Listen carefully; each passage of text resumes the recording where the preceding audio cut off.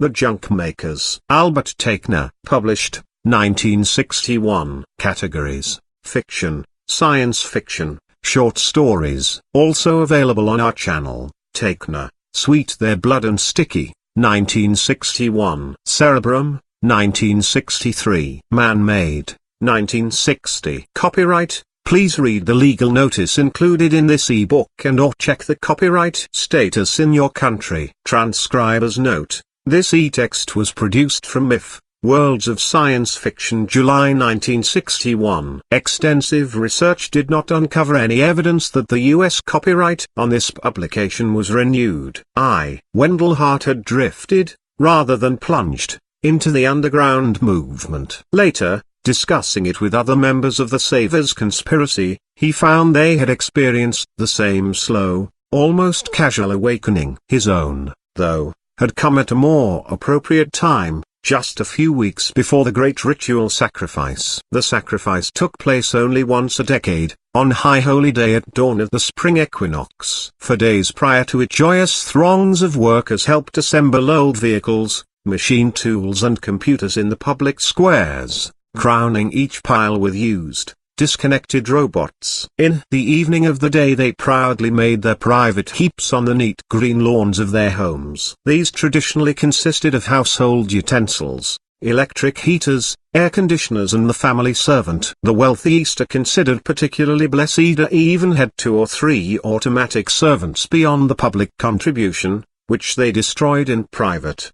Their more average neighbors crowded into their gardens for the awesome festivities. The next morning everyone could return to work, renewed by the knowledge that the festival of acute shortages would be with them for months. Like everyone else, Wendell had felt his sluggish pulse gaining new life as the time drew nearer. A cybernetics engineer and machine tender, he was down to 10 hours a week of work. Many others in the luxury-gorged economy had even smaller shares of the purposeful activities that remained. At night he dreamed of the slagger moving from house to house as it burned, melted and then evaporated each group of junked labor-blocking devices. He even had glorious daydreams about it. Walking down the park side of his home block, he was liable to lose all contact with the outside world and peer through the mind's eye alone at the climactic destruction. Why, he sometimes wondered, are all these things so necessary to our resurrection? Marie had the right answer for him,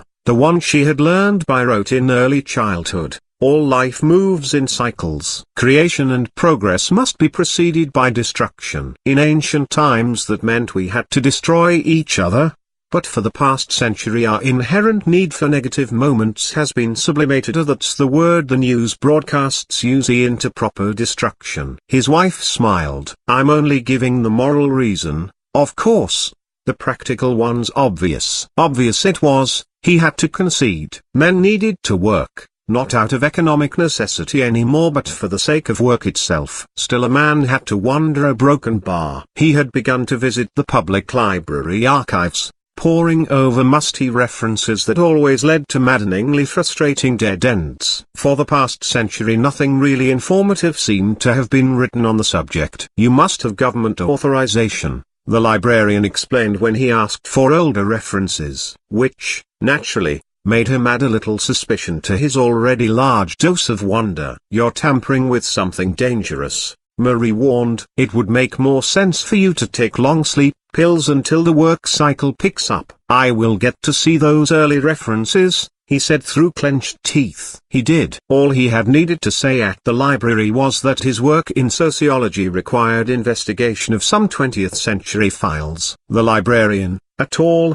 gaunt man, had given him a speculative glance. Of course, you don't have government clearance, see a broken bar. But we get so few inquiries in sociology that I'm willing to offer a little encouragement, he sighed. Don't get many inquiries altogether. Most people just can't stand reading. You might be interested to know these are one of the best headings to research in sociology is conspicuous consumption. Then it was Wendell's turn to glance speculatively. The older man, around a healthy 125, had a look of earnest dedication about him that commanded respect as well as confidence. Conspicuous consumption? An odd combination of words. Never heard of that before. I will look it up. The librarian was nervous as he led his visitor into a reference booth. That's about all the help I can offer. If anything comes up, just ring for me. Burnett's the name. You won't mention I put you on the file without authorization, I hope.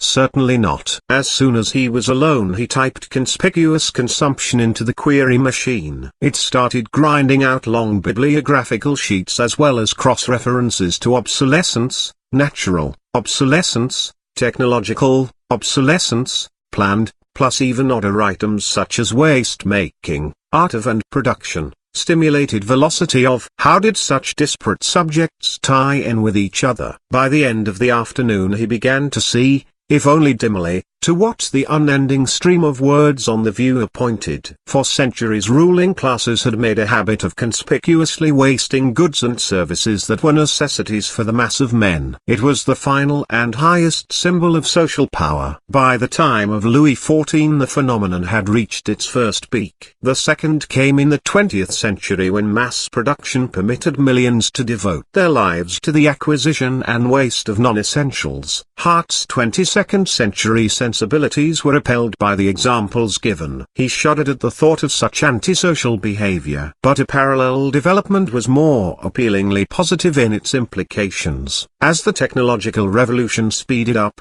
devices were superseded as soon as produced. The whole last half of the 1900s was filled with instances where the drawing board kept outstripping the assembly line. Hart remembered this last change from early school days, but the later, final development was completely new and shocking to him. Advertising had pressured more and more people to replace goods before they wore out with other goods that were, essentially, no improvement on their predecessors. Eventually just the word new was enough to trigger buying panics. There had been growing awareness of what was happening, even sporadic resistance to it by such varied ideologies as conservative thrift, asocial beatnikism and radical inquiry. But, strangely enough, very few people had cared. Indeed, anything that diminished consumption was viewed as dangerously subversive. And rightly so, was his first, instinctive reaction.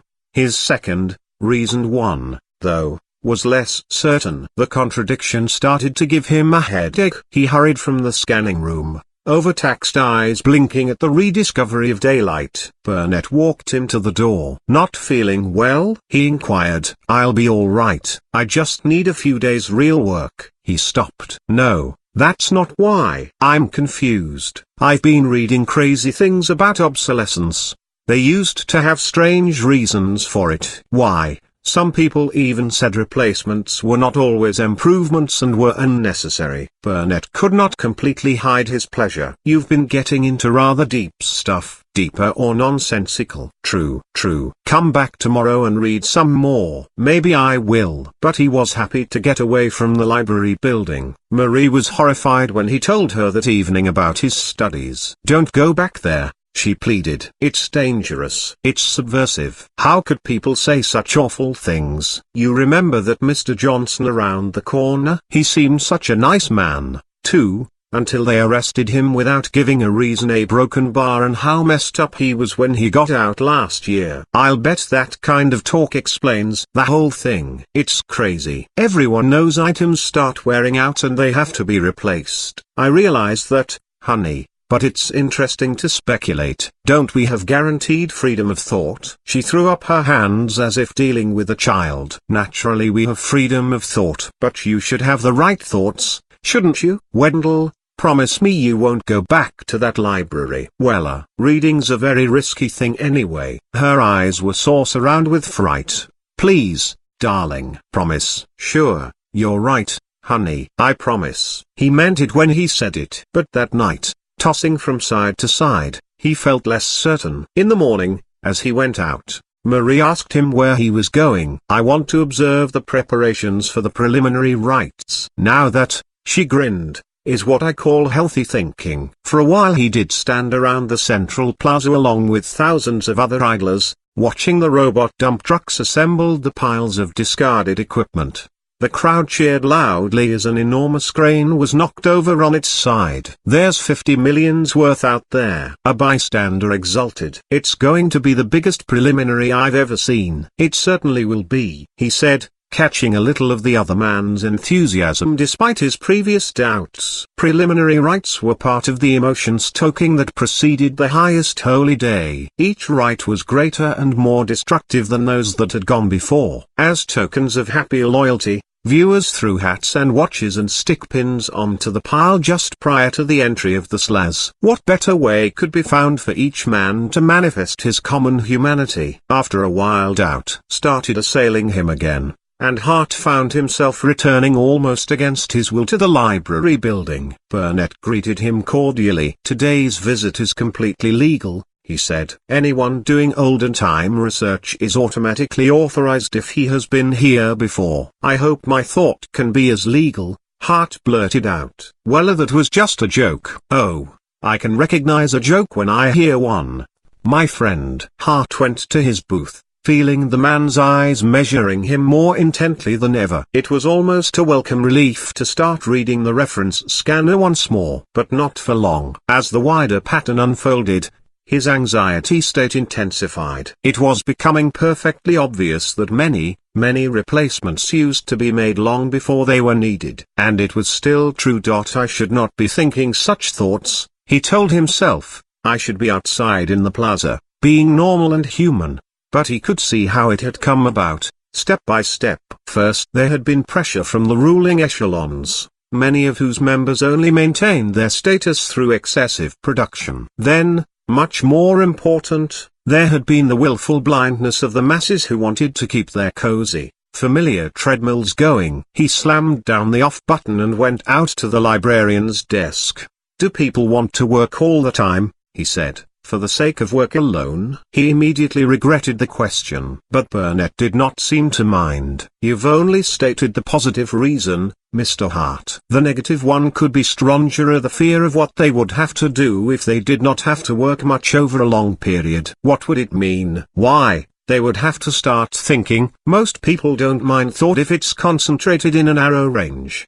But if they have to think in a broad range to keep boredom away, no. That's too high a price for most of them. They avoid it when they can. And under present circumstances they can." He stopped. "Of course that's a purely hypothetical fiction I'm constructing." Hart shook his head. "It sounds awfully real to be purely a..." He, too, caught himself up. "Of course, you're only positing a fiction." Burnett started putting his desk papers away. "I'm leaving now. The preliminary begins soon. Want to come?" The man's face was stolidly blank except for his brown eyes which burned like a zealot's. Fascinated by them, Hart agreed. It would be best to return anyway. Some of the bystanders had looked too curiously at him when he had left. Who would willingly leave a rite when it was approaching its climax? 2. The plaza was now thronged and the sacrificial pile towered over 100 feet in the cleared center area. Then, as the first collective R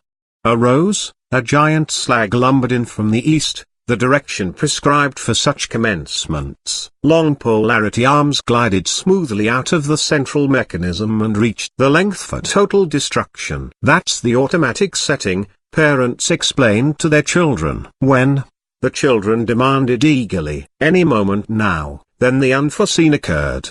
There was a rumbling from inside the pile and a huge jagged patchwork of metal shot out, smashing both arms. The slagger teetered, swaying more and more violently from side to side until it collapsed on its side.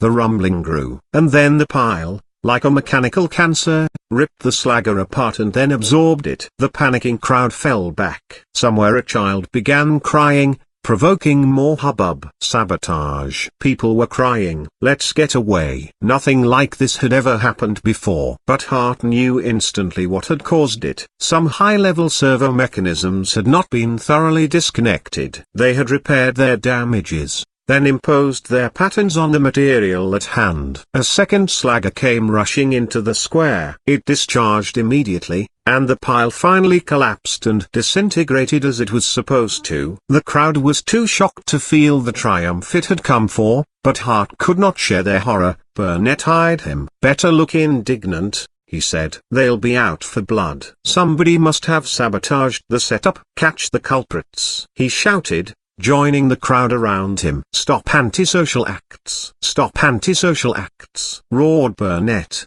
and, in a whisper, Hart, let's get out of here. As they pushed their way through the milling crowd, a loudspeaker boomed out, return home in peace. The instincts of the people are good. Healthy destruction forever. The criminals will be tracked down. A broken bar if they exist. A terrible thing, friend, a woman said to them.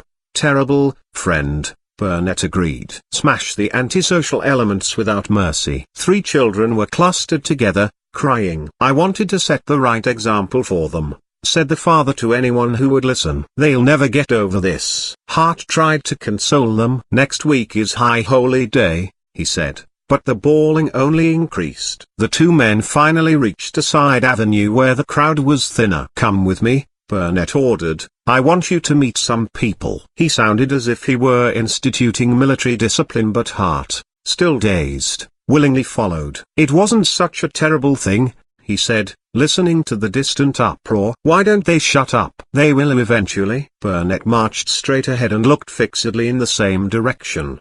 The thing could have gobbled up the city if there hadn't been a second slagger, said a lone passerby. Nonsense, Burnett muttered under his breath. You know that, Hart. Any self-regulating mechanism reaches a check limit sooner than that. It has to. They turned into a large building and went up to the 50th floor. My apartment, said Burnett as he opened the door. There were about 15 people in the large living room. They rose, smiling, to greet their host. Let's save the self-congratulations for later, snapped Burnett. These were merely our own preliminaries. We're not out of the woods yet. This, ladies and gentlemen, is our newest recruit. He has seen the light. I have fed him basic data and I'm sure we're not making a mistake with him. Hart was about to demand what was going on when a short man with eyes as intense as Burnett's proposed a toast to the fiasco in the plaza. Everyone joined in and he did not have to ask. Burnett, I don't quite understand why I am here, but aren't you taking a chance with me? Not at all. I've followed your reactions since your first visit to the library. Others here have also, when you were completely unaware of being observed. The gradual shift in viewpoint is familiar to us. We've all been through it. The really important point is that you no longer like the kind of world into which you were born. That's true,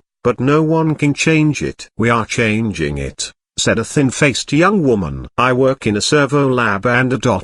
Miss Wright. Time enough for that later, interrupted Burnett. What we must know now, Mr. Hart, is how much you're willing to do for your newfound convictions. It will be more work than you've ever dreamed possible. He felt as exhilarated as he did in the months after High Holy Day. I'm down to under 10 hours labor a week. I'd do anything for your group if I could get more work. Burnett gave him a hearty handshake of congratulation, a broken bar, but was frowning as he did so. You're doing the right thing for the wrong reason. Every member of this group could tell you why. Miss Wright, since you feel like talking, explain the matter. Certainly, Mr. Hart, we are engaged in an activity of so-called subversion for a positive reason, not merely to avoid insufficient workload. Your reason shows you are still being moved by the values that you despise. We want to cut the work production load on people. We want them to face the problem of leisure, not flee it. There's a heartwarming paradox here,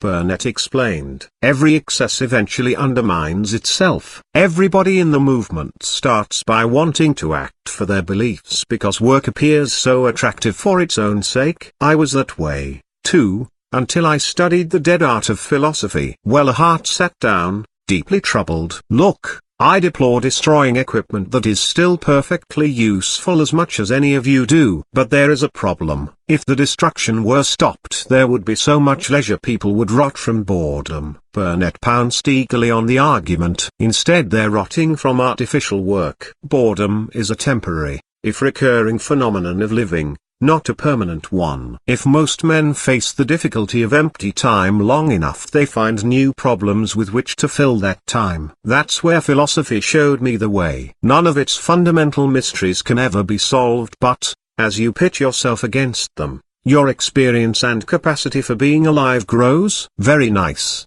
Hart grinned, wanting all men to be philosophers. They never have been. You shouldn't have brought him here, growled the short man. He's not one of us. Now we have a real mess. Johnson, I'm leader of this group, Burnett exploded. Credit me with a little understanding. All right, Hart, what you say is true. But why?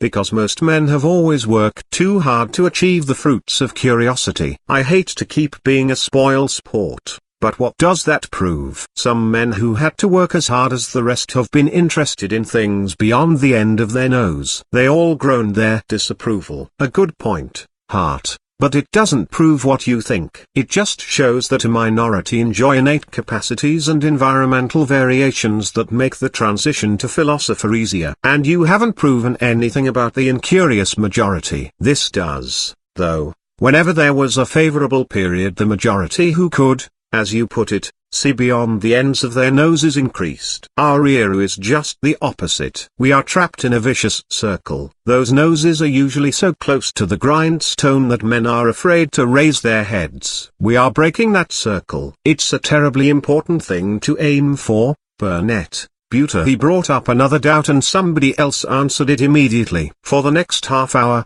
as one uncertainty was expressed after another, everybody joined in the answers until inexorable logic forced his surrender. All right, he conceded, I will do anything I can, and not to make work for myself, but to help mankind rise above it. Except for a brief, triumphant glance in Johnson's direction, Burnett gave no further attention to what had happened and plunged immediately into practical matters. To halt the blind worship of work, the rights had first to be discredited, and to discredit the rights, the awe inspired by their infallible performance had to be weakened. The sabotage of the preliminary had been the first local step in that direction. There had been a few similar, if smaller, episodes, executed by other groups, but they had received as little publicity as possible. Johnson, you pulled one so big this time that they can't hide it. 20,000 witnesses. When it comes to getting things done, you're the best we have. The little man grinned. But you're the one who knows how to pick recruits and organize our concepts. This is how it worked. I refed the emptied Critron memory box of a robot discard with patterns to deal with anything it was likely to encounter in a destruction pile. I kept the absolute freeze mechanism in working order,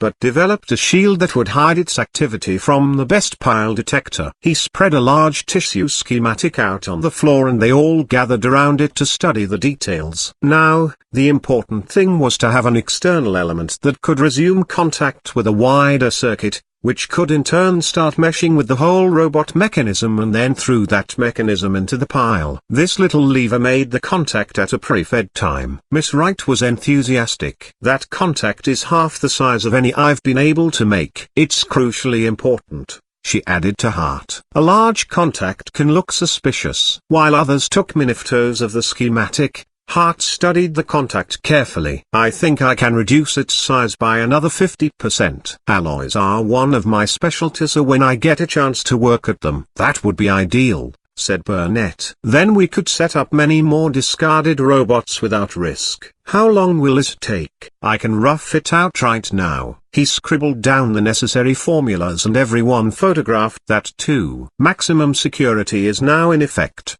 announced Burnett. You will destroy your copies as soon as you have transferred them to edible base copies. At the first hint of danger you will consume them. Use home enlargers for study. In no case are you to make permanent blow-ups that would be difficult to destroy quickly. He considered them sternly. Remember, you are running a great risk. You're not only opposing the will of the state but the present will of the vast majority of citizens. If there are as many other underground groups as you indicate, said Hart, they should have this information. We get it to them, answered Burnett. I'm going on health leave from my job. And what will be your excuse? Wright demanded anxiously. Nervous shock, smiled their leader. After all, I did see today's events in the plaza. When Hart reached home his wife was waiting for him. Why did you take so long? Wendell. I was worried sick. The radio says antisocials are turning wild servos loose. How could human beings do such a thing? I was there. I saw it all happen. He frowned. The crowd was so dense I couldn't get away. But what happened? The way the news was broadcast, I couldn't understand anything. He described the situation in great detail and awaited Marie's reaction. It was even more encouraging than he had hoped for. I understand less than before. How could anything reactivate their trouble? They put everything over 5 years old into the piles,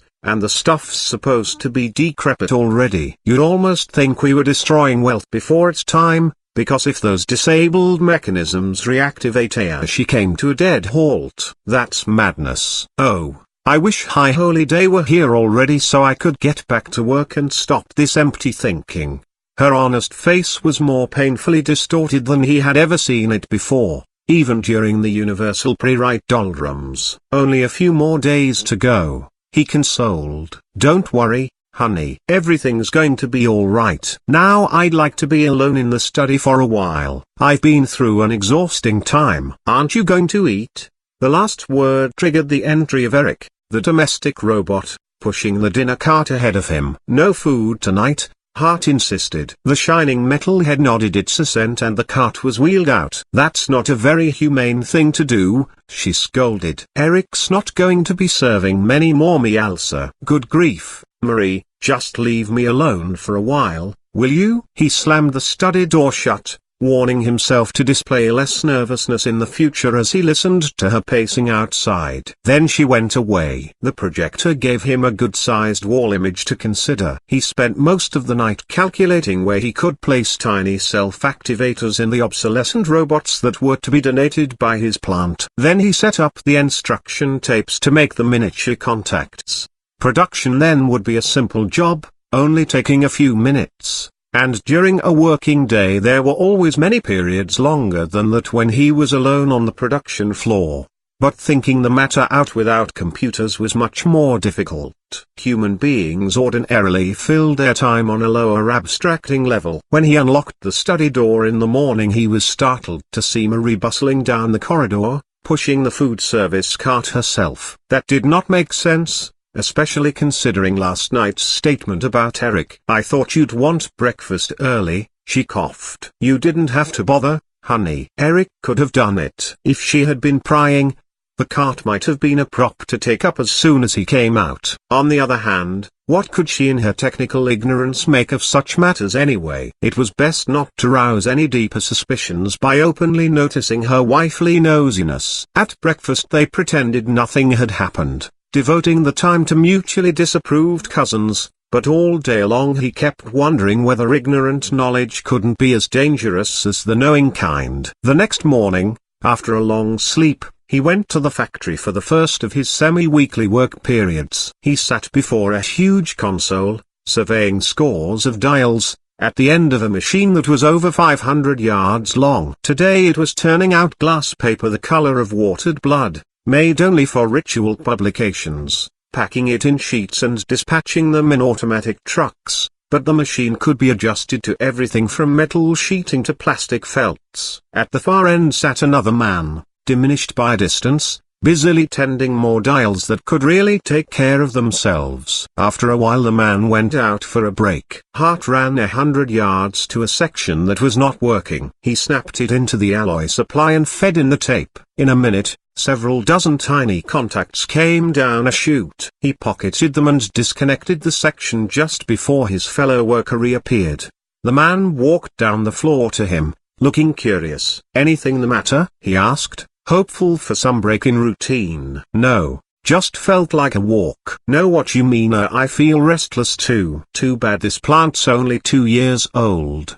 Boy, wouldn't she make a great disintegration?" He grinned, slapping a fender affectionately. Hart joined in the joke. "Gives us something to look forward to in 10 years. A good way to look at things," said the other man. At home he locked the contacts in a desk drawer. Tomorrow he would deliver most of them to Burnett's apartment. But the next morning an emergency letter came from his group leader, warning him not to appear there. "I am going completely underground. I think they may suspect my activities. The dispersion plan must go into effect. You know how to reach Johnson and Wright, and they each in turn can get to two others. Good luck. He had just put the letter in his pocket when Eric announced the arrival of a rituals inspector. The man had nervous close-set eyes and seemed embarrassed by his need to make such a visit. Hart took the offensive as his best defense. "I don't understand this, Inspector," he protested. "You people should be busy with high holy preparations. Are you losing your taste for work?" Now, Mr. Hart, that's a very unkind remark. I dislike this nonsense as much as anyone." His square jaw chewed into each word as he opened his scanning box. "It's the antisocial sabotage." "Do you mean to say I am under suspicion?" Marie was now loitering in the doorway. "Worse luck." "Oh, nothing so insulting. This is strictly impersonal. The scanning center has picked apartments at complete random and we're to make spot checks." The eye at one end of the box blinked wickedly, waiting for an information feed. "Now, sir, if you'll pardon me, I'll just take the records from one of those desk drawers or any drawer and put them in the box." Hart slid open a drawer. "No, sir, I think I'll try the next one." It's regulation not to accept suggestions. With a hand made deft by practice, he scooped out all the sheets and tapes and put them in the box. The scanner's fingers rapidly sorted them past the eye. Hart exhaled, relieved that an innocuous drawer had been selected, and the inspector handed back the material to him. "Well, Inspector, that's that." "Not quite." The inspector selected another drawer at the other end of the desk and dumped everything before the scanner. His examination was speeding up, and that was not good. He would have time to take more sample readings. "Now if you'll empty your left pocket." "Oh, this is too much," Marie exploded. "My husband struggles all night on secret work, studying to find ways to stop the antisocials. And you treat him like one of them?" "You're working on the problem," the inspector said respectfully. "What are you doing?" "Frying pan to fire." Hart preferred the pan and pulled open a drawer. "It's too complicated, too much time needed to explain." The inspector glanced at his watch. "I'm falling behind schedule." He closed up his box. "Sorry, but I have to leave." "Heavy timesheet today." As soon as he was gone, Hart breathed easier. Nothing incriminating would be fed into the central scanner. Marie became apologetic. "I'm sorry I said it, Wendell, but I couldn't keep quiet. All I did last night was peek in once or twice." He shrugged. "I'm just on a minor project. Every bit counts." She shook her head. "Only you have to wonder. I mean, don't think I'm treasoning, but while I was shopping an hour ago, a lot of women said you have to think of how come all that obsolescent junk could work so well, after being thoroughly wrecked, too. You almost wonder whether some of it was too good for disintegration." Wendell pretended to be shocked. "Just a fluke of circumstance. If something like that happened again, you'd be right to wonder. But it could not ever happen again. Don't get me wrong, Wendell. None of the women attacked anything. It was more like what you just said. They said if it happened again, then you'd have to wonder. But of course it couldn't happen again." How well the tables had turned. Not only had Marie's ignorant knowledge proven helpful, but she had now given him a positive idea also. When he met Wright and Johnson at the latter's apartment that evening, he explained it to them. "We can propagate dangerous thoughts and yet appear completely loyal. We can set up the reaction to next high holy day." "How?" demanded Johnson. "That's having your cake and eating it. Nothing's impossible in the human mind," Wright said. "Let's listen. Here's the point. Wherever you go, there will be people asking about the preliminary fiasco. Just reassure them, say it meant nothing at all by itself. If it ever happened again, then there would be room for doubt. But, of course, it could not happen again." Wright smiled. "That's almost feminine in its subtlety." He smiled back. "My wife inspired it. Don't get nervous. It was unconscious, sheerly by accident. Whatever the cause, it's the perfect result," Johnson conceded. "We'll spread it through the net. Along with this, I hope, Wendell dumped the contacts on a tabletop. It's the smallest size possible. A lot should get by unnoticed. Find cell members who can set up critrons with a wide range of instructions to cope with anything in the piles. Some weirdly alive concoctions of obsolescent parts ought to result. Someday the world's going to know what you've done for it, said Johnson solemnly. That could happen too soon. Miss Wright's face, honest and open in its horse-like length, broke into a wide grin. Amen, said Hart, adding the private hope that Marie, blessed with superior looks, might be able to show as much superior wisdom someday. The hope was not immediately fulfilled. When he reached home, Marie was in a tizzy of excitement. You're just in time, darling. They just caught 3 subversives. One of them was a woman, she added as this were compounding an improbability with an impossibility. They're going to show them. He gripped his belt tightly. A woman? That's right. There she is now. A uniformed officer was gently helping a pale little old woman sit down before the camera, as if she were more an object of pity than of fear. Hart relaxed.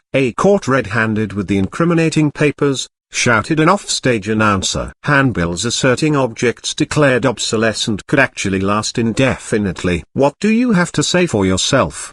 The officer asked gently. You must realize, of course, that such a religious behavior precludes your moving in general society for a long time to come. I don't know what came over me, she sobbed in a tired voice. Curiosity. Yes, curiosity. That's what it was. I saw these sheets of paper in the street and they said we should stop working so hard at compulsory tasks and start working to expand our own interests and personalities. Self-contradictory nonsense, said the voice. Yes, I know that.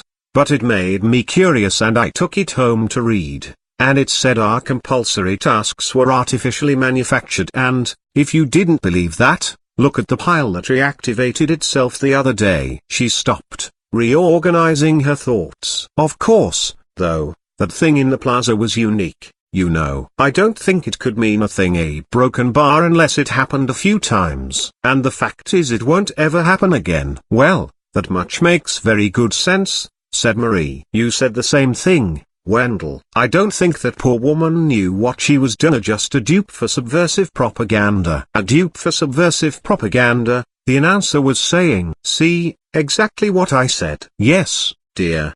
How swiftly the decentralized underground was working. Hart could not tell whether the old woman was an active member or just a passive responder, but it did not matter. She was now spreading the seeds for future doubt across the land. 2 old men were brought in and they mumbled the same disconnected story as their sister. We have intensively interrogated these prisoners, boomed the announcer, and no, there is nothing more to the rumored anti-social plot than this stupid chatter. Remain vigilant and you have nothing to fear. You are sentenced to 5 years isolation from general society, said the officer, in a voice dulcet enough to sell advance orders for replacement products that had not yet been made. Our intention is to protect you from bad influences. Our hope is that others will take your lesson to heart.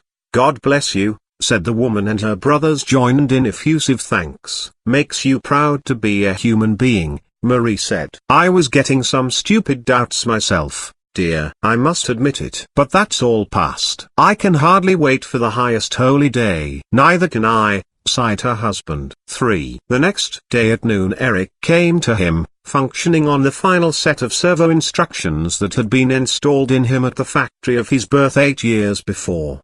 He shook hands with the 2 of them and said, now I am prepared for death. Marie was tearful. I will miss you, Eric. If you were only under 5 years old your span could be extended. Everything that happens is right, Eric said impassively. He clambered onto the operation table, instinctively knowing which flat surface was for him, and, breaking all his major circuits, gave up the ghost that only man could restore to him. Hart found his wife's grief easy to bear. The day after tomorrow she would join in the general exultation of High Holy Day, with Eric well forgotten. He methodically began smashing the surface of the limbs and torso. The greater the visible damage, the greater the honor redounding to the sacrificed owner. This will be our gift to the general pile, he said. I thought we could keep him for our garden sacrifice, Marie protested meekly. Most people do. But the other way is the greater sacrifice. There was no reply, because she knew he spoke for the deeper, more moving custom. But suddenly he began to act depressed himself. I know we say it every 10 years, but Eric was really the best companion we ever had. He gestured toward the table. I want to sit here with him for a while alone. That's carrying things too far, Wendell. A little grief is proper, but this much is actually morbid. It's all within my rights. She tossed her head petulantly. Well, I've done my share. I can't stand any more. It makes a person think and get depressed. I don't care what you're going to do. I'm going out to enjoy a preliminary. Can't blame you for that. He nodded. When she had gone, he started to work on new instruction tapes for activating the servo critteron. Nothing could be surrendered to chance. Every possible circumstance in the pile had to be anticipated. There had to be instructions for action if Eric was crushed below 50 feet of metal, for assembling any kind of scrambled wiring, for adapting all types of parts in its immediate surroundings, for using these parts to absorb parts further away, and for timing the operation to the start of the highest rate. Some tapes had been prepared earlier, so it was possible to put everything in the critteron box before Marie returned, as well as to attach the tiny contact that would reach out from the box until it reached its first external scrap of wire or metal. You poor darling, she pouted. You missed the most wonderful thing. They demolished a whole 30-story building. His blood, atavistically affected, pulsed faster until his new creed came to grips with his old emotions. They usually don't bother with buildings for the rights. I know that's what was so wonderful. The state has decided to make this one the biggest day of all time. We'll have enough work to fill the whole 10 years. Everybody was so happy. I'm sure they were. He caught himself in mid-sarcasm and said, I'm sorry I missed it. And I'm sorry I've been so selfishly self-centered. She frowned. I forgot about it.